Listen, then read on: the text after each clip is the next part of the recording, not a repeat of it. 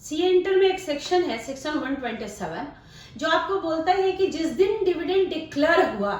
यानी जिस दिन डिविडेंड डिक्लेयर हुआ एजीएम में, मतलब बात हम फाइनल डिविडेंड की कर रहे हैं, कि जिस दिन एजीएम में मेंबर्स ने डिविडेंड डिक्लेयर किया, वहां से 30 दिन के अंदर डिविडेंड का पेमेंट मेंबर्स को हो जाना चाहिए, या एटलीस्ट राइट तो उनको दे ही दो। या तो आप उनको डिविडेंड वारंट ट्रांसफर करना चाहते हैं या रिसीट, तो आप उनको डिस्पैच कर दो, लेकिन 30 दिन के अंदर या तो राइट दे दो और नहीं तो डिविडेंड दे दो, और नहीं तो इसको कॉन्ट्रावेंशन मानेंगे कंपनी का, और कंपनी के ऊपर पेनल्टी लग जाएगी 18%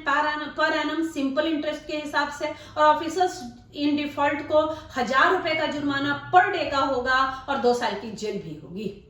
लेकिन कंपनी को एग्जम्पशन दिया गया है कि अगर कंपनी 30 दिन के अंदर डिविडेंड का पेमेंट नहीं कर पाती तो भी कंपनी गिल्टी नहीं होगी इन 5 एक्सेप्शनल केसेस में। पहला केस है by reason of operation of law, company कोई ऑपरेशन ऑफ लॉ फॉलो कर रही थी, इसके कारण डिले हो गया। दूसरा है कि शेयर होल्डर्स ने डायरेक्शन दिया कंपनी को कि डिविडेंड का पेमेंट कैसे करना है, और कंपनी ने कंप्लाई किया उस प्रोविजन को, फिर भी डिविडेंड का पेमेंट नहीं हो पाया, और कंपनी ने यह बात शेयर होल्डर को कम्युनिकेट कर दी। तीसरा, जब वहां पे डिस्प्यूट था रिगार्डिंग पेमेंट ऑफ डिविडेंड कि किसको दे, टाइटल को लेके डिस्प्यूट चल रहा था, तो डिविडेंड का पेमेंट नहीं हो पाया, या कंपनी ने कोई लॉफुल डेट